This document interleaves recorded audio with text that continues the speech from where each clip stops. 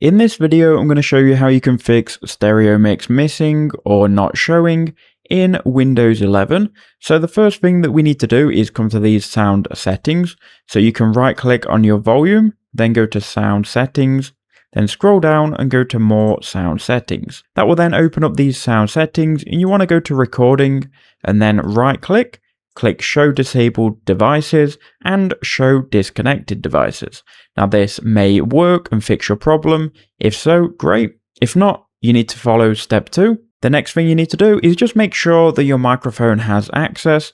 So again, go to the volume button and then go to sound settings. Here, once this opens, we just need to go to privacy and security, then go to microphone and just make sure microphone access is turned on here. Now, if it is, and you still don't have access to Stereo Mix, it's likely you need to download the Realtek driver. Stereo Mix is a hardware function deeply tied to the Realtek audio driver. So go to the link in the description. You want to download the 64-bit driver. Don't worry that it doesn't say Windows 11. Download this second one, and then you can run it. Once you've run this audio driver, you can restart your computer and you'll then have access to Stereo Mix again.